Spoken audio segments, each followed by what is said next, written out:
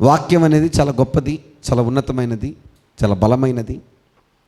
ప్రతి మనిషికి తన జీవితంలోని ఎన్నో లోటులను, ఎన్నో సమస్యలను సరిచేసే శక్తి కలిగింది వాక్యం. అందుకే సామెతల గ్రంథకర్త రాస్తూ ఒక మాట అంటున్నాడు, వాక్యాన్ని కొరకు చూసే ప్రయత్నం చేద్దాం. అందరూ తీద్దాం. సామెతల గ్రంథము 3వ అధ్యాయము, అందరూ తీద్దాం.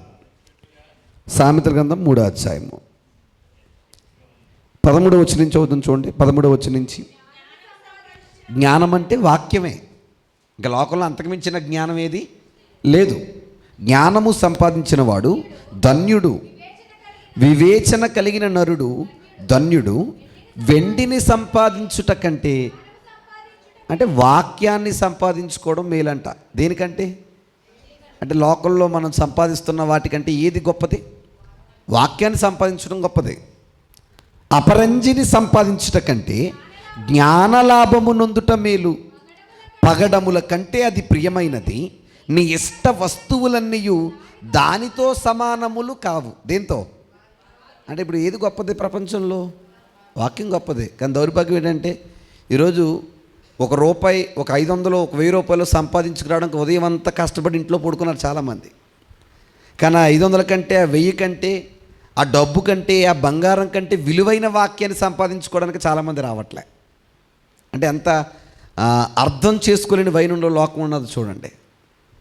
కానీ ఏమంటున్నాడు? మనం సంపాదించే సంపాదన కంటే ఏది గొప్పదంట? వాక్యం గొప్పది. అంటే మీరు ఏది సంపాదించినా సంపాదించకపోయినా ఖచ్చితంగా దేన్ని వినాలి? వాక్యాన్ని సంపాదించుకోవాలి. దేవుని మాటలు మనం పొందుకోవాలి. ఎందుకంటే దానికి ఉన్న విలువ లాంటిది. అంతేకాదు మనల్ని మోక్షాన్ని చేర్చేది కూడా వాక్యం మాత్రమే. సో కాబట్టి ఈ వాక్యానికి అంత పెద్దపీఠం వేసి మీరందరూ ఆసక్తితో వచ్చి దేవుని మాటలు వినే ప్రయత్నం చేయడానికి చేరువచ్చారు. కాబట్టి ఈ విలువైన వాక్యాన్ని మీ అందరి హృదయాల్లో పెట్టే ప్రయత్నం చేస్తూ ఇంకా ఆలస్యం చేయకుండా వాక్య భాగంలోకి వెళ్దాం. ఏ గ్రంథాన్ని మనం మాట్లాడుకుంటున్నాం? అపోస్తుల కార్యముల గ్రంథ వివరణ. 28 అధ్యాయాలు కలిగిన ఈ గ్రంథాన్ని ఇప్పటికీ మీరే చెప్పాలి నాకు. అమ్మా ఎన్ని వారాలు అయింది? 8 అయ్యింది. ఇది 9వ వారం, అంతేనా అమ్మా? Okay, very good. మీ అందరి మాటని ఏకీభవిస్తూ 8 వారాలు పూర్తయింది. మనం ఎన్నో వారంకి వచ్చాం? 9వ వారంకి వచ్చాం. ఎన్ని అధ్యాయులు ముగించుకున్నాం? 2 అధ్యాయాలు. ఈ 2 అధ్యాయుల మీద మీకు క్లారిటీ ఉంది అని నేను అనుకుంటున్నా. ప్రారంభ అధ్యాయంలో 3 భాగాలుగా ప్రారంభ అధ్యాయాన్ని మనం విడగొట్టే ప్రయత్నం చేసాం, అంతే కదండి? 3 2 ఎన్ని భాగాలు? ప్రారంభ అధ్యాయాన్ని ఎన్ని భాగాలుగా విడగొట్టాం? 2 భాగాలు. ఒకసారి తీద్దాం, అందరూ తీయండి. అపోస్తుల కార్యాలు 1వ అధ్యాయం. అపోస్తుల కార్యాలు 1వ అధ్యాయం. Very good. చూడండి ఎన్ని విషయాలు చూసాం అక్కడ. మనం 11 వరకు ఒక భాగం కింద చూసాం, అంతేనా? క్షమించాలి, 14 వరకు. Very good. ఎక్కడ వరకు?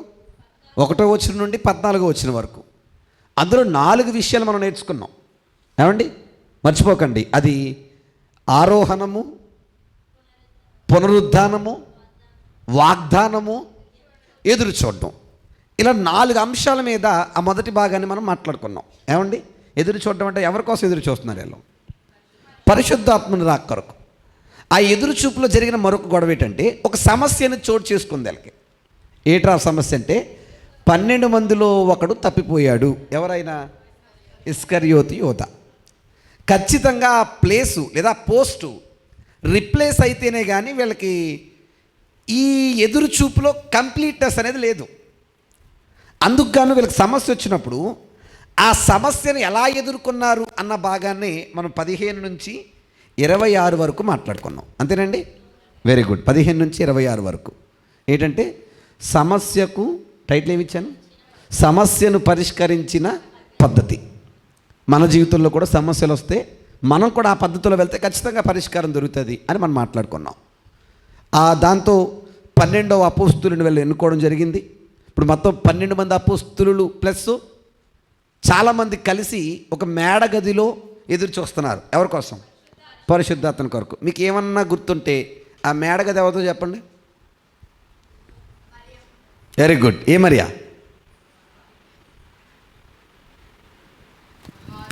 Very good. మార్కు అను మారు పేరు గల యోహాను తల్లి అయిన మరియా. అది మొన్న వారమో ఆ పై వారమో నేను చెబుతూ ఆ మాటను మీకు నేను తెలియజేసే ప్రయత్నం చేశాను.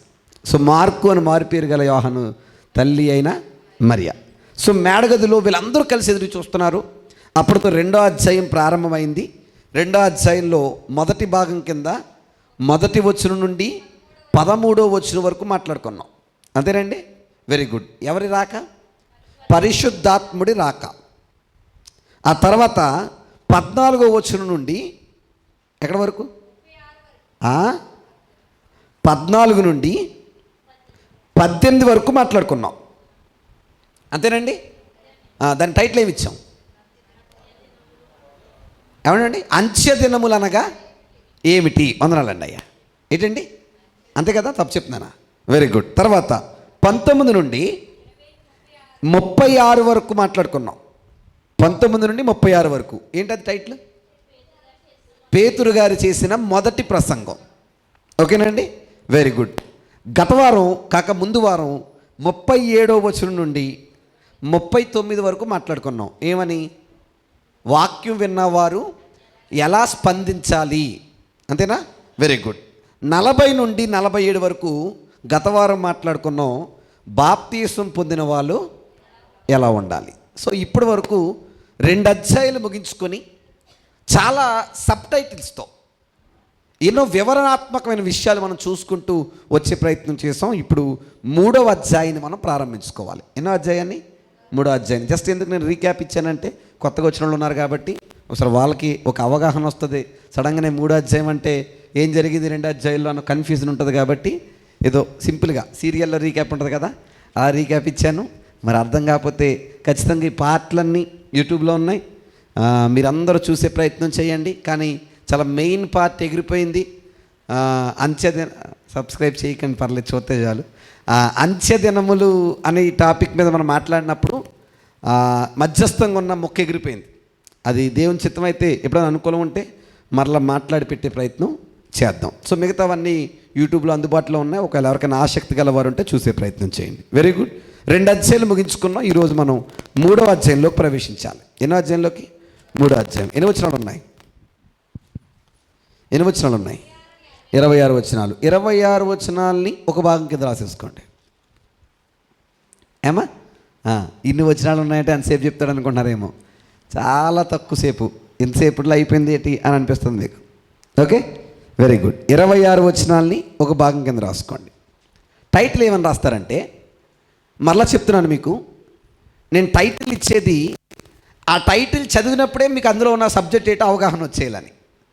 అందుకే మీకు అర్థమయ్యే భాషలోనే నేను టైటిల్ ఇచ్చే ప్రయత్నం చేస్తాను. మీ అందరూ మనసులో పెట్టుకోండి. ఏమని రాస్తారని టైటిల్? ఆత్మవైకల్యానికి బుద్ధి చెప్పిన అంగవైకల్యం అని రాయండి. ఏమని రాస్తారు? ఆత్మవైకల్యానికి బుద్ధి చెప్పిన, లేదా ఆత్మీయ వైకల్యానికి బుద్ధి చెప్పిన అంగవైకల్యం. ఓకేనండి. ఆత్మీయ వైకల్యానికి బుద్ధి చెప్పిన అంగవైకల్యం. నాకు తెలిసి ఈ అధ్యాయాన్ని మీరు చాలా మార్లు చూసుండొచ్చు, చాలా మార్లు చదివి ఉండొచ్చు. అయినప్పటికీ కొన్ని విషయాలు అలా ఆలోచించుకుంటూ మనం ముందుకెళ్ళే ప్రయత్నం చేద్దాం. అందరూ తీయండి. 3వ అధ్యాయం మొదటి వచనం నుంచి. ఎన్ని గంటలకి? పగలు 3 గంటలకు ప్రార్థనా కాలమున పేతురును యోహానును దేవాలయమునకు ఎక్కి వెళ్తున్నారంట. ఎవరెవరు? పేతురు గారు, యోహాను గారు. ఏ గంటలకి అంటే? పగల 3 గంటలంటే తెల్లవారుజామున 3 గంటలు. Very good. మీ అందరు తప్పు. యూదులు సాధారణంగా రోజుకి 3 సార్లు ప్రార్థన చేసే అలవాటు ఉంది. ఎవరికి? యూదులకి. ఫర్ సపోజ్ ఒక ఆయన పేరు చెప్పండి, మీ అందరికి తెలిసిన ఆయన, అలా 3 సార్లు ప్రార్థన చేసిన ఆయన. దావీదు. ఇంకొక ఆయన? వెరీ గుడ్, దానియేలు గారు కూడా ఎన్నిసార్లు ప్రార్థన? 3 సార్లు. ఒకసారి ఆ వచనం తీద్దాం, తీయండి, మీకు జస్ట్ ఇన్ఫర్మేషన్ కోసం. దానియేలు గ్రంథం అందరూ తీద్దాం. దానియేలు గ్రంథం ఏమండి తీసారండి? ఎన్నో అధ్యాయం? దానియేలు గ్రంథం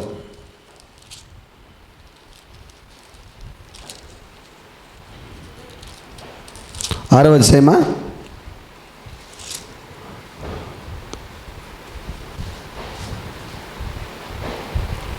6వ అధ్యాయం 8వ వచనం 9వ వచనం. కాగా రాజుకు దర్యావేషు శాసనము వ్రాయించి సంతకము చేసెను. ఇట్టి శాసనము సంతకము చేయబడినని దానియేలు తెలుసుకొనినను అతడు తన ఇంటి వెళ్ళి యథాప్రకారము అనుదినము ముమ్మారు మోకాళ్ళుని. ఎన్నిసార్లు అంటే యూదులకు రోజుకి 3 సార్లు ప్రార్థన చేసే అలవాటు ఉంది వాళ్ళ రూల్ ప్రకారం. ఇప్పటికి ఈ సిస్టమ్ని ఫాలో అవుతున్న కొన్ని మతాలు ఉన్నాయి. ఫర్ సపోజ్ మీకు తెలిసిన మతం ఇస్లాం మతం. ఇస్లాం మతం వారు ఖచ్చితంగా బహుశా నాకు గుర్తులేదు, ఇన్నిసార్లని నమాజ్ ఉంటుంది వాళ్ళకి. ఆ టైం అవుతుంటే ఖచ్చితంగా వెళ్ళి ఏం చేయాలి వాళ్ళు? ప్రార్థన చేయాల్సిందే. అలా యూదులకు కూడా ఒక నిష్ఠతో కూడింది ప్రార్థన. అయితే వాళ్ళకి ఎన్నిసార్లు ఈ అలవాటు ఉందంటే 3 సార్లు. ఎన్నిసార్లు? 3 సార్లు. ఆ 3 సార్లు ఎటు టైమింగ్ నేను ఇస్తాను, మీరు రాసుకోండి. దేవుని చిత్తమైతే తర్వాత ఈ టైమింగ్లకు కూడా నేను ఆధారం ఇచ్చే ప్రయత్నం చేస్తాను. నెంబర్ 1, ఉదయం 9 గంటలకి. ఎన్ని గంటలకి? ఉదయం 9 గంటలకి, 9 AM. ఓకేనండి. తర్వాత మధ్యాహ్నం 3 గంటలకి. తర్వాత ఎన్ని గంటలకి? మధ్యాహ్నం 3 గంటలకి. తర్వాత సాయంత్రం 6 గంటలకి. ఎన్ని గంటలకి? సాయంత్రం 6 గంటలకి. ఎన్నిసార్లు వచ్చింది? 3 సార్లు. ఇప్పుడు ఇందులో పగల 3 అంటే ఏ 3 అయి ఉండాలి? మధ్యాహ్నం 3 గంటలు. అమ్మడికి అర్థం లేదా? సో మధ్యాహ్నం 3 గంటలకి వీళ్ళకున్న యథావిధి అయిన ఆచార ప్రకారం ఖచ్చితంగా ఎవరైనా దేవాలయంలోకి వెళ్ళి ఏం చేయాలి? ప్రార్థన చేయాలి అని ఒక నిష్ఠున్న ప్రకారం ఈ పేతురు గారు యోహాను గారు కలిసి వెళ్తున్నారు దేవాలయానికి. వెళ్తున్నప్పుడు ఏమైందంట? చౌదం తీయనందరూ కూడా పేతురును యోహానును పగలు 3 గంటలకి దేవాలయంలోనికి ఎక్కి వెళ్ళుచుండగా పుట్టినది మొదలుకొని, ఎవరంటే ఆయన పుట్టినది మొదలుకొని కుంటివాడు అంటే అంగవైకల్యం గలవాడు అంటాను నేను.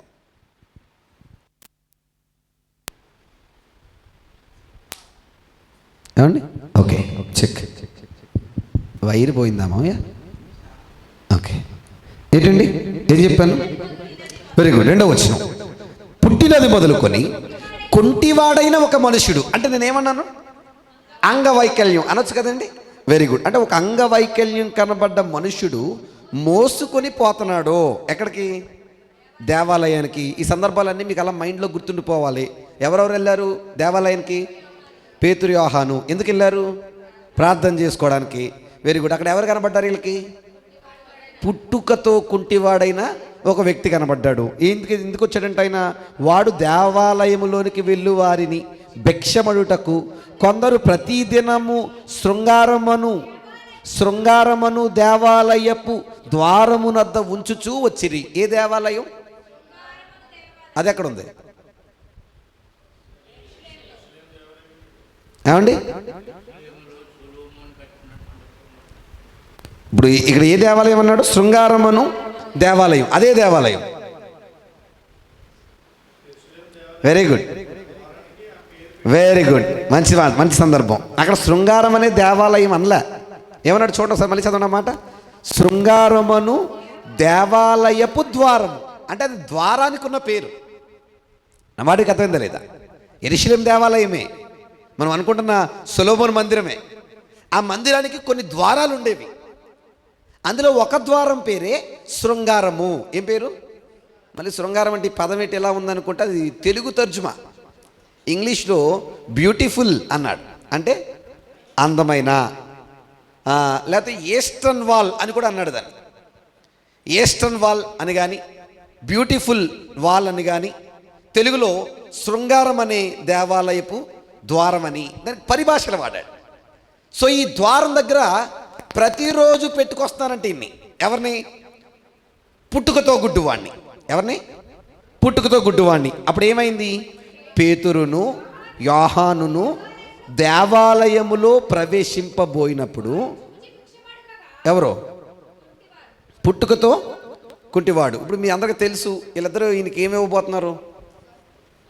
చెప్పాలి మీరు. ఏమి ఇవ్వబోతున్నారు? కళ్ళు ఇవ్వబోతున్నారు.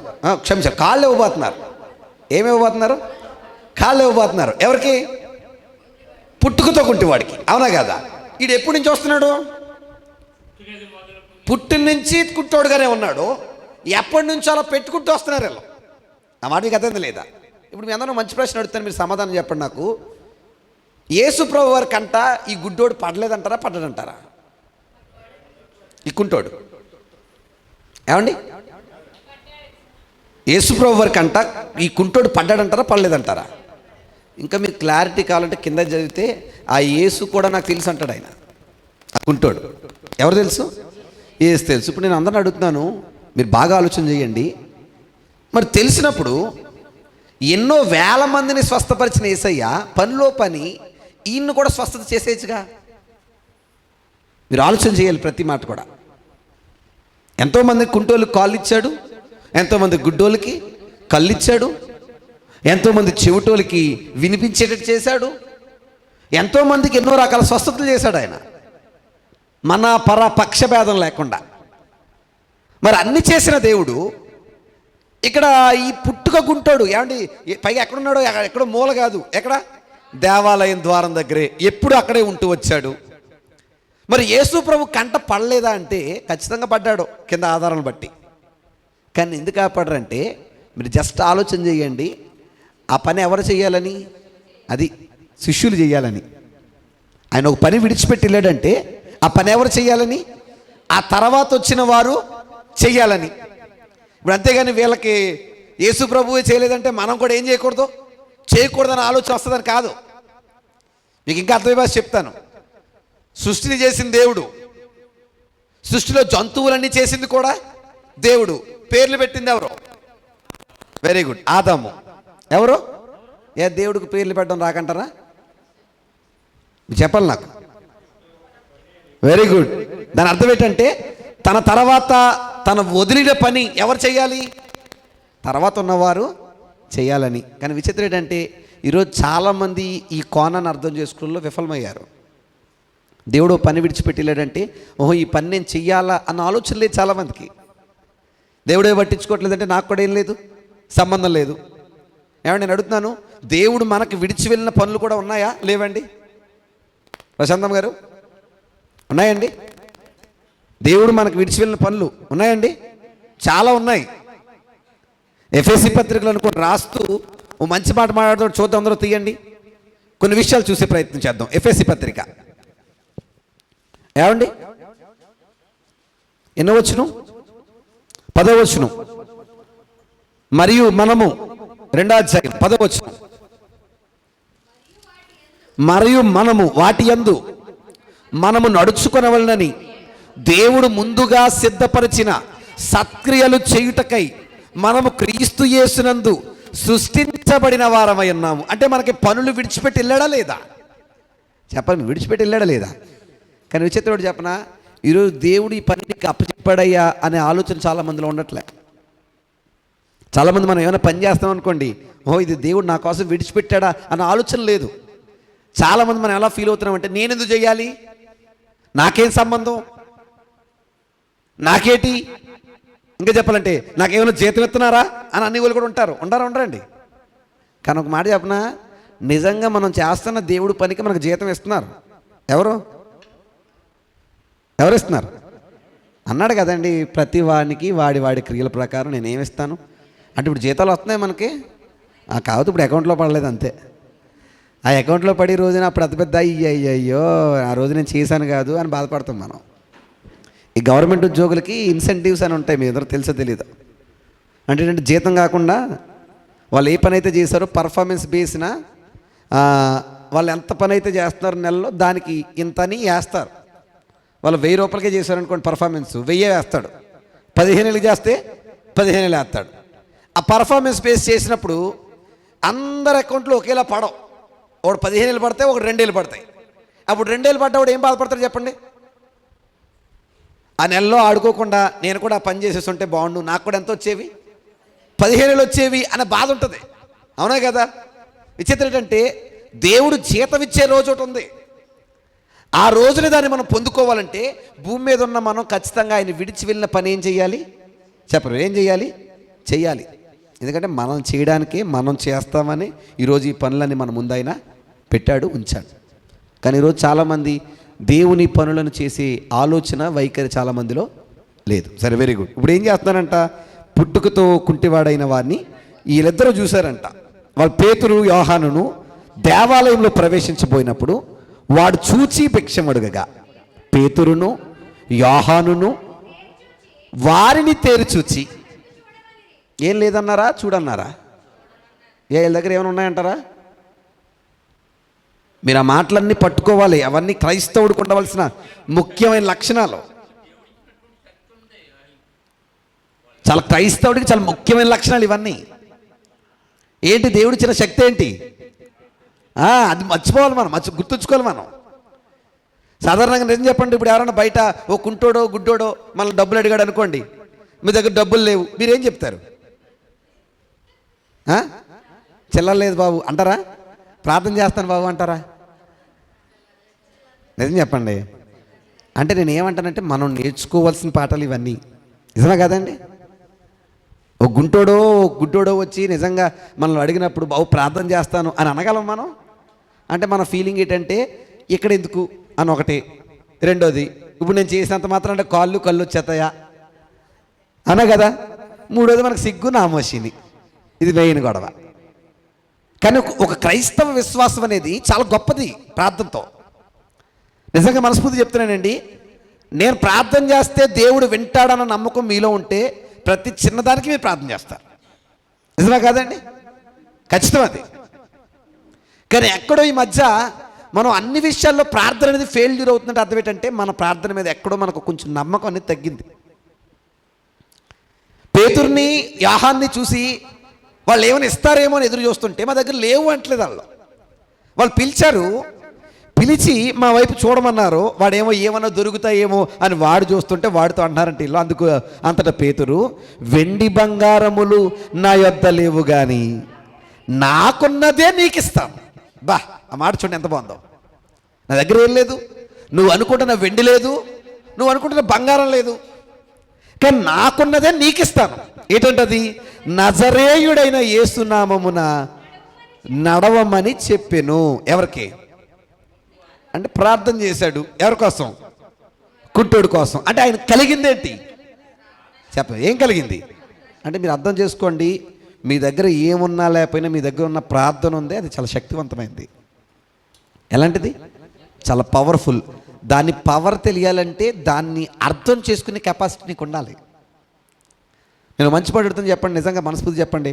నేను ప్రతిరోజు ఇప్పుడు ఇక్కడ రోజుకు 20-30 సార్లు వదిలేండి. యూదుల ప్రకారం ప్రతిరోజు 3 సార్లు ప్రార్థన చేస్తానండి అన్న వాళ్ళు చేతులు ఎత్తండి. 3 వందనాలండి. మీరు భోజనం చేసేవాళ్ళు అన్నారా? నేనేదో అనుకున్నానండి. అలా కాదండి, భోజనం చేసినప్పుడు లేకపోతే టిఫిన్ చేసినప్పుడు కాదు, మామూలుగా చెప్పండి. ప్రతిరోజు ఒక సమయాన్ని పెట్టుకొని 3 సార్లు ప్రార్థన చేస్తానండి అన్నవాళ్ళు. లేచినప్పుడు, పడుకున్నప్పుడు చేసుకుంటారమ్మా. Very good. ఎత్తకండి, అందరికీ వందనాలండి. మిగతా వాళ్ళు తిట్టుకుంటున్నారు నన్ను. నేను చెప్పండి, 3 సార్లు అంటే మనకు గగనం, అవునా? 2 సార్లు వెరీ గుడ్. 2 సార్లు.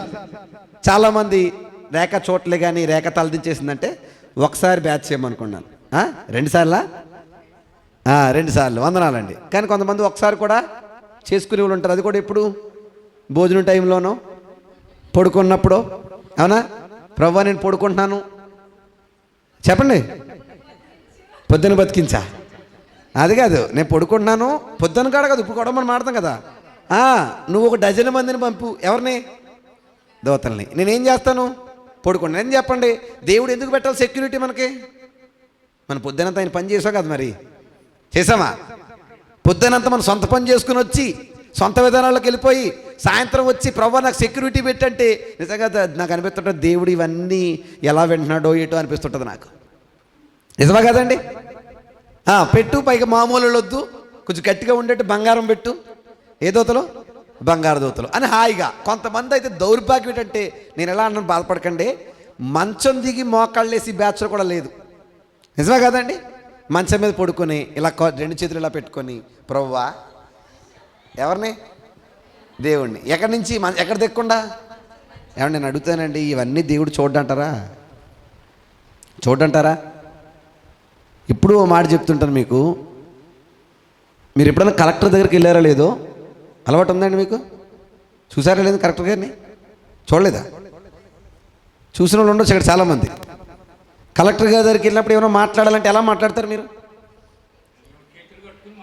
కాలు మీద కలిసి ఏరా అబ్బాయి కలెక్టర్, ఏంటి మ్యాటర్, ఏంటి, ఏం చేస్తావు, డ్రైనేజీ కూడా అంటారనరా? అసలు నువ్వు లోపలికి వెళ్తావా? వెళ్ళెత్తాడా? బయట కూర్చోబెడతాడు. ఓ లెటర్ రాయాలి, ఆ లెటర్లో హెడ్డింగ్లో ముఖ్యమైన సబ్జెక్ట్ రాయాలి. లోపలికి ఎప్పుడో సాయంత్రం తీసుకెళ్తాడు లెటరు, చదువు అంటాడు. కలెక్టర్ గారు చదివాడు, మనిషిని పంపిస్తానన్నారు, మీరు వెళ్ళిపోండి. కనీసం మాట్లాడే ఛాన్స్ కూడా లేదా?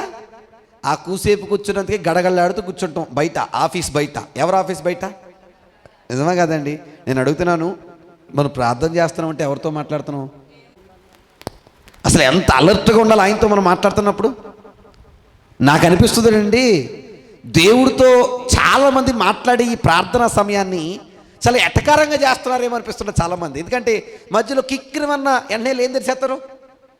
కళ్ళు తెరిచేస్తారు. ఎక్కడైనా సౌండ్ వచ్చి ఏం తెరిచేస్తారు? కళ్ళు తెరిచేస్తారు. ఎందుకు అలా జరుగుతుందంటే ఆ ఫోకస్ అని మీద సరిగ్గా లేకపోవడం వల్ల. ఎవరి మీద? నేనేమన్నానంటే, ఇలా బాధపడకండి, నేనేమంటానంటే మనం ఇలా సరిగ్గా చేయట్లేదు కాబట్టి మన ప్రార్థనలకి సరైన సమాధానాలు రావట్లేదు అంటున్నాను నేను. అంతేనంటారు కదండి? మనం సరిగ్గా ఏం చేయట్లేదు, ప్రార్థన చేయట్లేదు కాబట్టి సరైన సమాధానాలు రావట్లేదు అంటాను నేను. ఒక ఆయన ప్రార్థనతో వర్షాన్ని ఆపాడు, ఒక ఆయన ప్రార్థనతో వర్షాన్ని కురిపించాడు, ఒక ఆయన ప్రార్థనతో సూర్యుడిని చంద్రుడిని ఆపాడు, ఒక ఆయన ప్రార్థనతో సింహాన్ని ఆపాడు, ఒక ఆయన ప్రార్థనతో తన ఆయుష్ను పొందుకున్నాడు, ఒక ఆయన ప్రార్థనతో ఎన్నో గొప్ప గొప్ప కార్యాలు చేశారు. మరి ఒక ప్రార్థనతో ఎంతమందిని చేసినప్పుడు మనం ఎందుకు చేయలేకపోతున్నాం అంటే వాళ్ళలాంటి భక్తి మనకు లేక కాదు, వాళ్ళు ప్రార్థనను ఫీల్ అయినంత గొప్పగా మనం ఫీల్ అవ్వక. నా మాట మీకు అర్థం లేదా? ఏమన్నా నా దగ్గర ఏం లేదంటున్నాడా? నా దగ్గర ఉందంటున్నాడా?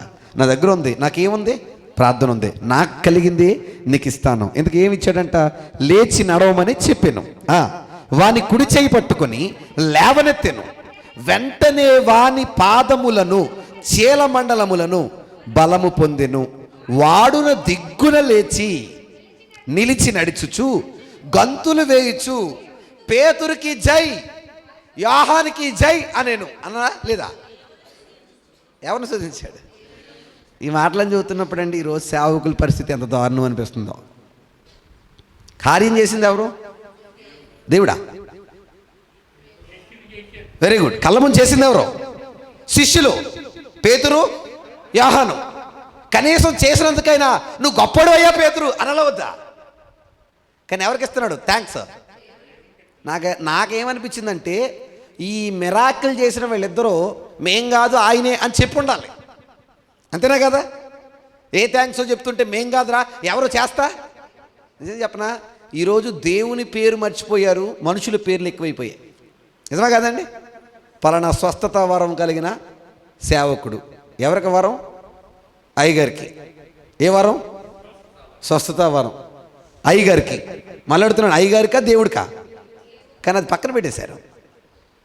ఈరోజు సిస్టమ్ అంతా అలా తయారైపోయిందండి. మహిమ ఎవరికి వెళ్తుంది అక్కడ? దేవునికి. అంటే వాస్తవికంగా ప్రతి పనిలో మహిమ ఎవరికి వెళ్ళాలి? దేవునికి. దౌర్భాగ్యం అంటే ఈరోజు మనుషులు ఆ ప్రయారిటీని కొట్టేస్తున్నారండి. మీకు తెలుసో తెలీదో, బయట సినిమా హీరోలకు ఫ్యాన్స్ ఉన్నట్టు, ఇంకా రాజకీయ నాయకులకి ఫ్యాన్స్ ఉన్నట్టు, ఇప్పుడు పాస్టర్లు కూడా ఏంటి ఫ్యాన్స్, ఫ్యానిజం. మన ఇద్దరు బ్యాచ్, ఒక ఇద్దరు అన్నదమ్ములు అటోళ్ళే చితగొట్టుకున్నారు వాక్యంతోనే. విచిత్రం ఏంటంటే ఆ డిబేటు జరగడానికి పోలీసు వాళ్ళు వచ్చేసి ఇవన్నీ వచ్చేసి బోళ్ళు అంత హడావుడి చేశారు. చేయకూడదు, జరగకూడదు. ఏంటి ఒక పాస్టర్లో మాట్లాడుకోవడం కూడా పోలీసులు రావాలా? అంటే ఎవరు భయం? ఫ్యాన్స్ ఏం చేసుకుంటారు? కొట్టుకుంటారేమో. నిజమా కదండి? అంటే ఈరోజు ఫ్యానిజం పెరిగిపోలేదు. కానీ ఒక విషయం గుర్తుపెట్టుకోండి, నువ్వు అభిమానించడం తప్పు అని అంటలే, కానీ ఎవరిని కాదనేంతగా దేవుణ్ణి కాదనేంతకైతే ఖచ్చితంగా తప్పే. మీ అయ్యగారు వాక్యం బాగా చెప్పారా? బావు నువ్వు బాగా చెప్తావా? వెరీ గుడ్, మంచిది. కానీ అయ్యగారిని మహిమపరచకూడదు, అయ్యగారిని స్తుతించకూడదు. ఎవరిని స్తుతించాలి? దేవుణ్ణి. అయ్యగారికి ఆ మాట ఇచ్చింది దేవుడే. నా మాటకి అర్థమైందా లేదండి? అంటే గుర్తుంచుకోండి, ఈ సిచ్యువేషన్ జరగగానే ఒక నిజాయితీ కనబడుతుంది ఈ సేవకులిద్దరిలో. మేం కాదు చేస్తా, ఎవరు చేశారు అనగానే వాడు దేవుని స్తుతించడం మొదలుపెట్టాడంట. మొదలుపెట్టి ఏమైంది? వాడు నడుచుచు దేవుని స్తుతించుట ప్రజలందరూ, క్షమించాలి పై వచ్చిన వదిలేస్తాను, దేవుని స్తుతించు వారితో కూడా దేవాలయములోకి వెళ్ళాను. ఎక్కడికి వెళ్ళాడు? దేవాలయంలోకి. ఇంతకుముందు ఎక్కడున్నాడు? బయట ఉన్నాడు. ఇప్పుడు ఎక్కడికి వెళ్ళాడు? అంటే దేవుడు ఒక కార్యం చేయగానే మనం ఎక్కడికి రావాలి? లోపలికి రావాలి. ఇంకెక్కడ ఉండకూడదు చెప్పండి? బయట ఉండకూడదు. కానీ దౌర్భాగ్యం ఏంటి? ఈరోజు ఎన్నో పొందుకొని దేవుడి దగ్గర ఇంకా చాలామంది ఎక్కడ ఉన్నారో తెలుసా? బయటే ఉన్నారు. ఇంతకుముందు తలుపు దగ్గర ఉన్నాడు, బయటే తిరుగుతున్నారు. ఇంతకుముందు తలుపు దగ్గర ఉన్నాడు, బయట ఉన్నాడు. లోపలికి వచ్చే అవకాశం చేయలేకపోయాడు. ఎప్పుడైతే దేవుడు తన జీవితంలో కార్యం చేశాడో ఇప్పుడు ఎవరిలోకి వచ్చాడు? ఒక మాట చెప్తున్నానండి, మనసులో పెట్టుకోండి. నీ జీవితంలో దేవుడు కార్యం చేశాడన్న నమ్మకం నీకు వస్తే ఖచ్చితంగా నువ్వు ఎవరిలోకి రావాలి? దేవుళ్ళలోకి రావాలి. మరి కార్యం చేశాడా లేదంటే ఒకసారి నీ జీవితాన్ని తొంగి చూసుకో, ఆయన చేసిన కార్యాలు కనబడతాయి.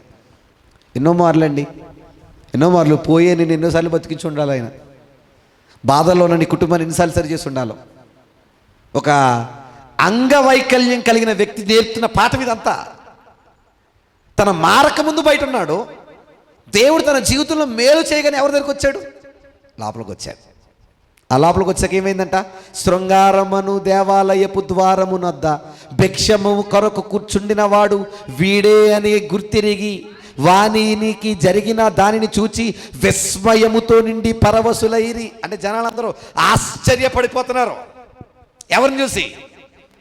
అరే ఎప్పటి నుంచో వీడికి కాళ్ళు లేవు కదా, ఈసారి వీడికి ఏమొచ్చాయి, అది ఎలా సాధ్యం అని ఆశ్చర్యపడుతున్నారు. నా మాట మీకు అర్థమైందా లేదా? ఎవరో జనాలందరూ. ఇప్పుడు సింపుల్గా కొన్ని విషయాలు సందర్భాలు మనసులో పెట్టుకోండి. ఎక్కడికి వెళ్ళారు? దేవాలయంలోనికి. ఎవరెవరు వెళ్ళారు? పేతురు, యోహాను. ఎవరిని చూశారు? పుట్టుకతో కుంటివాడు. ఏం చేశారు? ప్రార్థన చేశారు. ఆయనకి ఏమొచ్చాయి? కాళ్ళు వచ్చాయి. వచ్చిన ఆయన ఎక్కడికి వచ్చాడు? Very good. అందరికి ఏం కలిగింది? ఆశ్చర్యం. ఇది ఇప్పటివరకు మనం చెప్పుకుంది. అయితే బాగా మీరు ఇప్పుడు ఇది చాలా ముఖ్యమైనది. ఈయనైతే బాగానే దేవుని స్తుతించి లోపలికి వచ్చాడు. చుట్టూ ఉన్న బ్యాచ్ ఉంటుంది కదా, ఏ బ్యాచ్? భజన బ్యాచ్.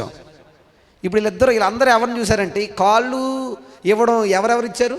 యోహాను, పేతురు కదా. వీళ్ళిద్దరిని చూసేసి అబ్బే దేవుడు కాదు, ఈ క్రెడిట్ అంతా ఎవరిది?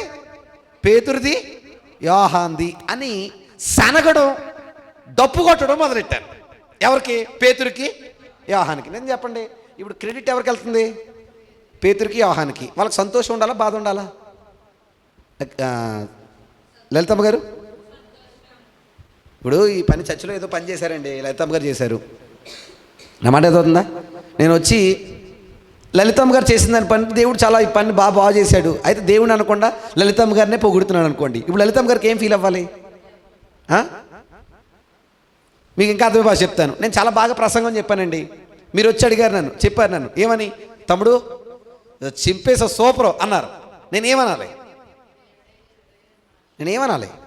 మరి చింపేయడం అంటే మామూలుగానా? నేను కాబట్టి వాళ్ళు చెప్తాను కానీ ఇంకెవడ ఏం చేయలేడు అనాలా వద్దా?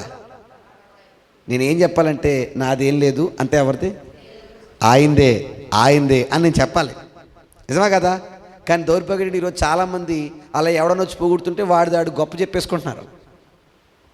ఇక్కడ పేతురు, యోహాను మాట్లాడిన మాటలు ఈరోజు సమాజానికి చాలా అవసరం. అందరూనంట పేతురుని, యోహాన్ని పొగుడుతుంటే ఇప్పుడు వాళ్ళు నిలబడి ప్రసంగం చేస్తున్నారు. 26వ వచనం వరకు వాళ్ళు చేసిన ప్రసంగమే, 11 నుంచి చదువుదామా? చూడండి కాబా. ఏ ప్రసంగం చేశారు? వారు పేతురును, యోహానును పట్టుకుని ఉండగా ప్రజలందరూ విస్మయం ఉంది. సొలొమోనుదను మంటపములో ఉన్న వారి వద్దకు. ఏ మంటపం అంట? అది ఎక్కడంటే అది కూడా యెరూషలేము దేవాలయంలో ఉంది. ఆ గుమ్మం లోపల ఒక మంటపం ఉంది. మన భాషలో కళ్యాణ మంటపం అంటారు కదా, అలా ఫంక్షన్ హాల్ అనుకోండి. అలాంటి ఒక హాల్లోకి వీళ్ళందరూ కూడారంట, పేతురు దగ్గరికి, యోహాన్ దగ్గరికి. ఆ వస్తే ఏమైంది? పేతురును దీనిని చూచి ప్రజలతో ఇట్లా, నేను ఇశ్రాయేలు వార్లారా, మీరు దీని విషయమై అసలు మీరు ఎందుకు అంత ఆశ్చర్యపడుతున్నారు? మా సొంత శక్తి చేతనైనను భక్తి చేతనైనను నడువని వీనికి బలమిచ్చినట్లుగా మీరెందుకు మా తట్టు తేరి చూస్తున్నారు? అంటే వాళ్ళు ఏం ఫీల్ అవుతున్నారు? Very good. వీళ్ళకి కాళ్ళు వచ్చాయంటే ఎవరి పవర్? పేతురుది.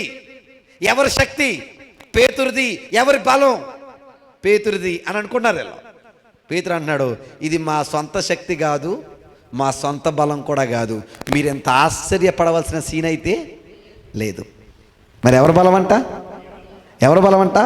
అబ్రహాము, ఇస్సాకు, యాకోబు అనువారి దేవుడు అనగా మన పితరుల దేవుడైన తన సేవకుడైన యేసును మహిమపరిచున్నాడు. అంటే ఈ శక్తి అంతా ఎవరిది? ఎవరిది? ఎవరిది కనపరుస్తున్నాడు ఆయన? యేసు. ఎవరిని? యేసు. ఎందుకు యేసు? మర్చిపోకూడదు మీరు ఈ కంటెంట్. యేసు ఎందుకు? క్రీస్తు అనొచ్చుగా. Very good. వాళ్ళు క్రీస్తుని నమ్మారు. ఎవరు నమ్మలేదు? యేసుని నమ్మలే. అంటే ప్రతి పనిలో వాళ్ళు ఎవరిని బయట పెడుతున్నారు? ఆ యేసే క్రీస్తు. ఆ యేసే క్రీస్తు. ఇది మా పవర్ కాదు, మా శక్తి కాదు, మా గొప్పతనం కాదు. నేను చేయి పెడితే అవ్వలేదు, లేకపోతే నేను ప్రార్థన చేస్తే అవ్వలేదు, లేకపోతే నాలో ఏం లేదు, నా భక్తి కూడా కాదు. ఇది ఎవరిదే? దేవుడిదే. ఎవరిదే? దేవుడిదే. అంటే ఇప్పుడు ఈ కార్యం జరగడానికి కారణం ఎవరు? దేవుడే. ఏం చెప్పండి, ఎంత గొప్ప సేవకులు ఈ రోజుల్లో కనబడుతున్నారండి. ఎంత బాగా చెప్తున్నారు చూడండి. నిజంగా ముచ్చటేసింది వాళ్ళిద్దరిని చూసినప్పుడు. ఎందుకు మీరు అంత కంగారు పడిపోతున్నారు? మాకంత సీన్ లేదు అబ్బాయి. చేసింది ఎవరు? దేవుడు. అంటే గుర్తుంచుకోండి, ఖచ్చితంగా మనం చేసే ప్రతి పనిలో ఎవరు కనబడాలి? ఒక మాట చెప్తున్నాను, ఇలా అంటాను, బాధపడకండి ఎవరు కూడా. నిజంగా దేవుడే కనబడాలనుకుంటే మనం బాధపడాల్సిన పరిస్థితులే ఉండవండి సంఘంలో. అవునా కదండి? ఈరోజు సంఘంలో బాధలు ఏంటనుకుంటున్నారు? ఏం వినబడలేదు, నా పేరు వినబడలేదు. మన గుళ్ళో లేవు కానీ ఇలాంటి గొడవ చాలా గుళ్ళో మీరు గమనించుకోండి. ఫ్యాన్ల మీద కూడా ఏంటి? పేర్లు. అవునా? ప్రతి దాని మీద ఏంటి? పేర్లు. అంటే అర్థం ఏంటి? ఎవరు కనబడాలి? మేం కనబడాలి, మా పేరు కనబడాలి, మా కార్యం కనబడాలి. కానీ ఎవరిది కనబడకూడదు. కానీ విచిత్రుడు చెప్పనా, మనం చేసింది మనుషులు చూసినా చూడకపోయినా ఎవరు చూస్తారండి? మీరు ఆయన చూస్తున్నాడన్న భావన ఉంటే ఇంక మనం కనబడాలన్న ఆలోచన మీకు ఉండదు, మేము వినబడాలన్న ఆలోచన మీకు ఉండదు. ఒక విషయం గుర్తుపెట్టుకోండి, నువ్వు చేసింది, నువ్వు చూసింది, లేదా నువ్వు చేసింది, నువ్వు ఇచ్చింది మనుషుడు మర్చిపోవచ్చు కొన్ని రోజులకి. ఎవరు గుర్తుపెట్టుకుంటారో తెలుసా? దేవుడు గుర్తుపెట్టుకుంటారు. ఈరోజు పేతురు అక్కడ చేసిన పని అడ్రస్ పేతురు చెప్పుకోకపోయినా ఈరోజు పేతురు కోసం మనం మాట్లాడుకుంటున్నామంటే ఎవరు గుర్తుపెట్టుకోబట్టి? అది దేవుడు గుర్తుపెట్టుకుంటే తరాలు మాట్లాడుకుంటాయి. అదే మనం కనబడాలనుకుంటే కొన్ని రోజులు మాత్రమే ఉంటాం బయట. నా మాట అర్థమైందా లేదా? ఏమన్నాడు? ఇది మా పవర్ కాదు. అబ్రహాము, ఇస్సాకు దేవుడు అన్నాడే, ఆ దేవుడు యేసును మహిమపరిచాడు. ఆ మహిమపరిస్తే మీరు ఆయనను అప్పగించితిరి. పిలాతు ఆయన విడుదల చేయటకు నిశ్చయించినప్పుడు మీరు అతని ఎదుట ఆయనను నిరాకరించితిరి. మీరు పరిశుద్ధుడును నీతిమంతుడైన వారిని నిరాకరించి నరహంతకుడని మనుషుని మీకు అనుగ్రహింపమని అడిగిరి. మీ అందరికి గుర్తుంది కదా సందర్భం. పేతురుని వదలనా? బరబ్బను వదలనా? ఎవరిని వదిలేమన్నారు? బరబ్బను వదలమన్నారు. ఎవరిని వద్దన్నారు? ఇవన్నీ గుర్తు చేస్తున్నాడు. మీరు ఎవరిని వదలాలన్నప్పుడు యేసును సిలువేయమన్నారు, ఎవడో దొంగను వదలమన్నారు. అయితే విచిత్రుడు తెలుసా, మీరు ఎవరినైతే అప్పచెప్పారు, ఎవరినైతే చంపారు, ఆయన ఎవరో తెలుసా? చెప్తున్నాడు చూడు 15వ వచనం, మీరు జీవాధిపతిని చంపితిరి గాని దేవుడు ఆయనను మృతులలో నుండి లేపెను, దానికి మేము సాక్షులం. మీరు చంపినోడు దేవుడు ఏం చేశాడు? లేపాడు. దేవుడు ఏం చేశాడు? లేపాడు. దానికి మేమే సాక్ష్యం, దానికి మేమే కారణం. అంటే అర్థం చేసుకోండి, వీళ్ళ మనసులో ఒకటే టార్గెట్. ఎవరిని కనుపరచాలి? క్రీస్తుని. ఎవరిని బయట పెట్టాలంటే వీళ్ళ మనసంతా ఒకటేనండి, ఎలాగైనా యేసు కోసం చెప్పాలి, క్రీస్తు కోసం చెప్పాలి. మా పేర్లు వినబడినా వినబడపోయినా పర్లే. మొత్తానికి వాళ్ళందరికీ చాలా మంచి ప్రసంగం అండి. చదువుదాం ఒకసారి, చదివేద్దాం చూడండి కిందకి. ఏంటండి? ఆయన నామమందలి విశ్వాస మూలముగా ఆయన నామమే మీరు చూచి ఎరిగి ఉన్న వీరిని బలపరిచెను.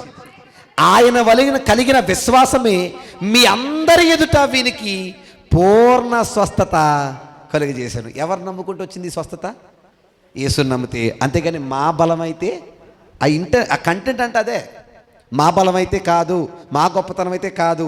ఎవరి గొప్పతనం ఇది? దేవుడిదే. ఓకేనండి, వెరీ గుడ్. 17వ వచనం, సహోదరులారా మీరును మీ అధికారులను తెలియక చేసితేనే నాకు తెలియను. మళ్ళీ చూడండి, వాళ్ళు బాధపడతారని ఈ మాట అంటున్నాడు. మీరు చంపేశారన్నాడు ఇందాక. ఇప్పుడు మేము చంపేశామా అని వాళ్ళు తప్పుగా తీసుకుని అర్థం ఉంది కదా. మీరు తెలియక చేశారులే. తెలియక చేశారు, తెలిసి చేశారా? తెలిసి చేశారు, తెలియక చేశారా? తెలిసే చేశారు. కానీ ఎందుకు ఆ వెర్షను? మళ్ళీ అక్కడ హట్ అవుతారేమో, వాళ్ళు బాధపడకుండా. మీరు తెలియక చేశారు ఈ విషయం.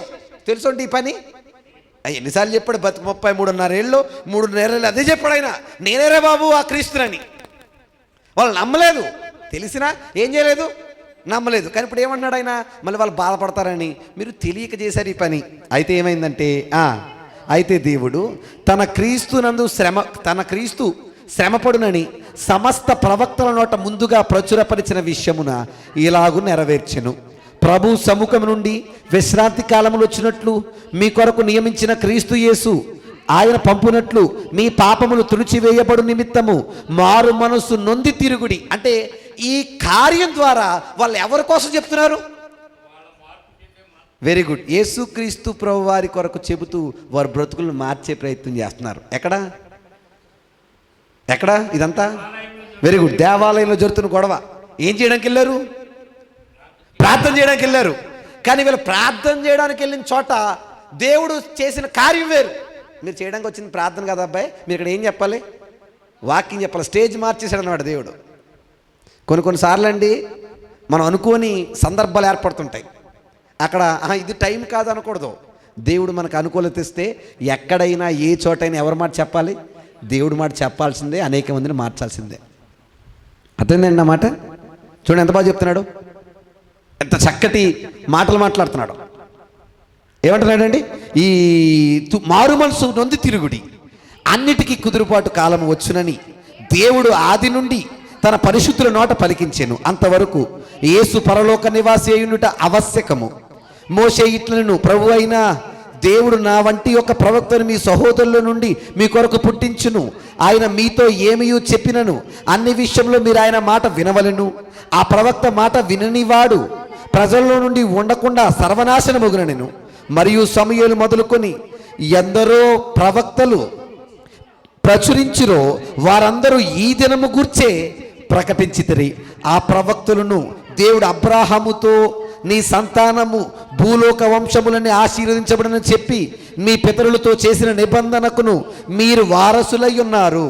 దేవుడు తన సేవకుని పుట్టించి మీలో ప్రతి వాని దుష్టత్వము నుండి మళ్లించుటకు మిమ్మల్ని ఆశీర్వదించుటకు ఆయన మొదట మీ యొద్దకు పంపెను. మీరు ఈ ప్రసంగ శైలిలో ఒక విషయాన్ని గమనించారు లేదు? వాళ్ళకి తెలిసిన పేర్లే. మోషే, అబ్రహాము, మొన్న కూడా మాట్లాడుకుంటే దావీదు, అవునా కదా?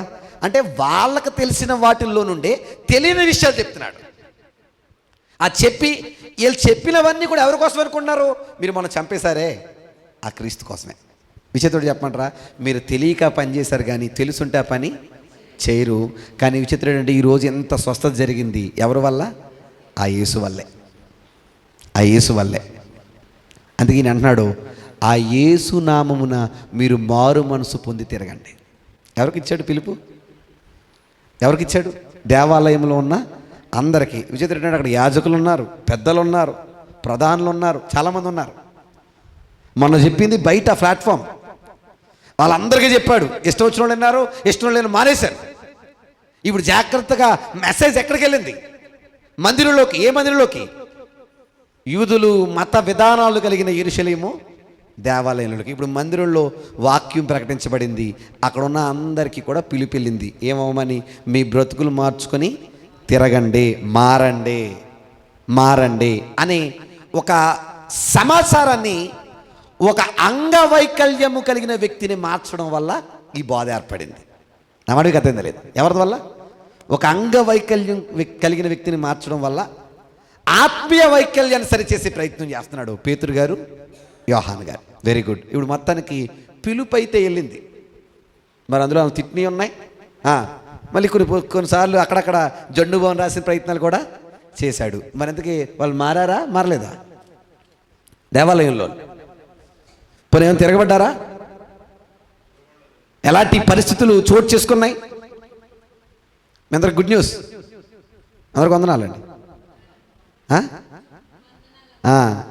ఈ ప్రసంగంతోనే వీళ్ళకి ముప్పు తిప్పలు స్టార్ట్ అయిపోతున్నాయి. ఎవరికి? శిష్యులకి, 12 మందికి. ఓకే, మరి ఆ తిప్పలేటో, ఆ పరిస్థితులు ఏటో, ఆ వాతావరణం ఏటో నెక్స్ట్ ఎపిసోడు వచ్చే వారం. అందరికి వందనాలు. కానీ ఒకే ఒక మాట, మనం చేసే పనిలో ఎవరు కనబడాలి అంతే. అది చాలా మనం ముఖ్యంగా గుర్తుంచుకోవాల్సిన విషయం. రెండు ఆయన విడిచి వెళ్ళిన పని మనం చేయాలి. అది మనకు దేవుడు అప్పగించిన బాధ్యత. ఇది నా పని అనుకోవాలి, నా బాధ్యత అనుకోవాలి. అలా అనుకున్న రోజే మనం ఆయన పనిని ఘనంగా చేయగలం. ఈరోజు మీరంతా మంచివాళ్ళు, దేవుని కొరకు ఎదిగేవాళ్ళు, దేవుళ్ళు బలపడేవాళ్ళు. దేవుడు మనకి ఆయన శేషాన్ని విడిచి వెళ్ళాడు. పౌలు అంటాడు కదా, క్రీస్తునందు నా వంతు శ్రమ నేను పడ్డాను, నా వంతు పోరాటం నేను చేస్తున్నాను. అలా మీ వంతు ఉంది, నా వంతు ఉంది. మన వంతు ముగించకుండా, పూర్తి చేయకుండా మనం ఈ జీవితాన్ని ముగించకూడదు. ఆ విషయాన్ని మనందరం గుర్తుంచుకొని దేవుడు మనకిచ్చిన, మనకు వదిలిన పనులు కూడా మనం చేస్తూ ముందుకు వెళ్ళే వారికి ఉండాలని మనస్ఫూర్తిగా కోరుకుంటూ ఈ మాటలు ముగిస్తున్నాను. విరికిడిలో దేవుడు ఈ మాటలు దీవించి ఆశీర్వదించి మనలను, మన కుటుంబాలను బలపరచునుగాక. ఆమేన్. ప్రార్థన చేసుకుందాం. అందరూ కళ్ళు మూసుకుందాం. ప్రార్థన చేసుకుందాం. అందరూ కళ్ళు మూసుకుందాం.